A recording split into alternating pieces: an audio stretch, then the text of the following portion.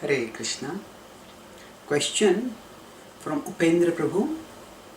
If Krishna acts in an exemplary way so that society can follow him, and that's why he does his duty, as is explained in the third chapter of the Bhagavad Gita, then why did Krishna perform the Ras Lila? Krishna says in the Bhagavad Gita that he doesn't want Varna Sankar to happen, but when people imitate Krishna's Ras Lila, often Varna Sankar happens by that. So why did Krishna not act exemplarily and avoid performing the Ras Lila? Answer: there are two different contexts over here.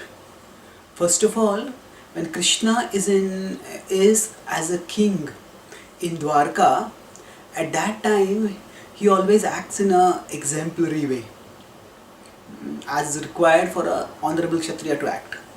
However, when he is in Vrindavan, Krishna is not acting in a leadership position, first of all. So he is just a child and he is just having playful pastimes. So once Krishna accepts a royal position, then Krishna does act in ways that are exemplary. And now, does that mean that Krishna's actions in Vrindavan are not exemplary? No, in Vrindavan, most of the time, if we see, he was a child. Yes, he grew up into teens and he did perform Ras Lila, but he was not in a position of leadership over. That's one level answer for this. Second level is that Krishna demonstrates morality and Krishna also transcends morality, because the similar question is asked by Parikshit Maharaj Shukadeva Goswami, wherein he asks, how could Krishna, who is the protector of dharmic principles, have acted adharmically by dancing with other men's wives?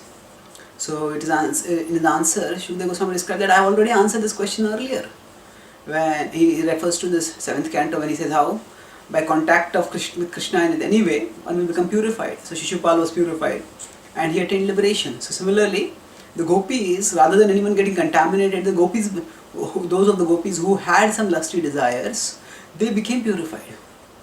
So therefore, the important point is that Krishna is not a hostage to moral principles. Krishna transcends moral principles. Krishna's actions are not immoral, they are transmoral. So there are three levels. There's immoral, moral and transmoral. So on my website there is an article called Morality and Spirituality, which discusses the subject in detail.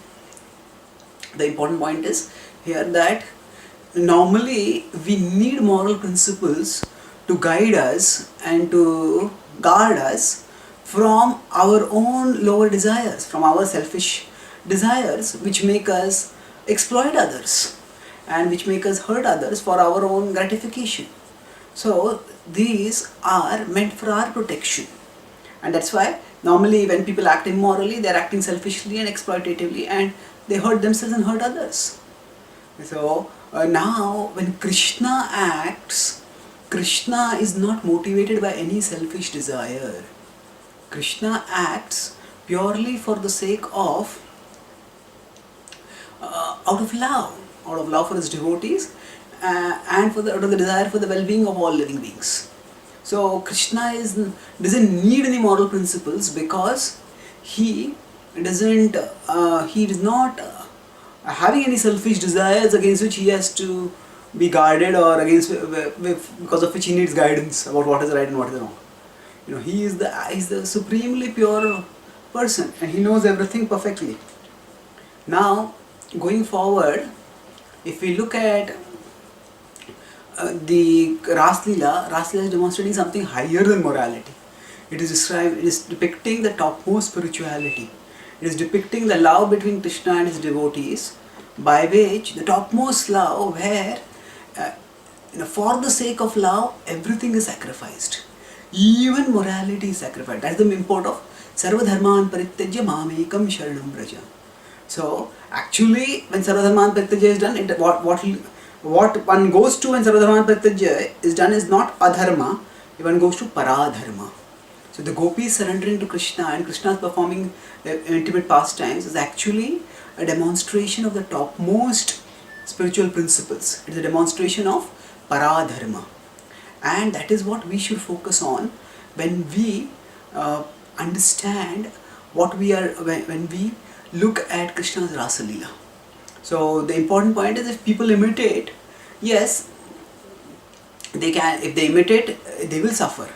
And Teji Asam, so the Bhagavatam also says that one should not imitate the great people, because one will perish. Just as if somebody tries to drink poison the way Lord Shiva drank, the person will die. So there are activities which are to be that are activities of Krishna which are exemplary, which are to be followed, and there are other activities of Krishna which are meant to be admired. So Krishna, when he is playing the role of a human king, at that time he acts in exemplary ways, and Krishna is telling Arjuna, you are playing a role of a human leader over here, of a Kshatriya leader, so you have to act in an exemplary way. But Krishna in Vrindavan, he is not playing in that role at all. He is simply demonstrating the pure reciprocations of love between him and his devotees. So therefore, even when we study Krishna's pastime, Krishna also says that Vetti Tattvataha, in 4.9 he said, Janma Karma Cha Me Divyam, Evam Yo Vetti Tattvataha. We have to know it in truth. And that knowing in truth means you have to understand from the philosophical perspective. From Guru Sadhu Shastra, we will understand which of Krishna's activities are meant to set an example, and which of Krishna's activities are meant to inspire us to become attracted to him, not as an exemplary person to follow, but as the extraordinary Lord to be loved. So that means there is a dual role which Krishna is playing. One is that he is acting as a human being to teach human beings how to act, but then he also reveals himself as the supreme being, where he simply reciprocates love with his pure love with his devotees, and he inspires us to also enter into that abode of pure love. And that is what he is demonstrating in Vrindavan. Thank you. Hare Krishna.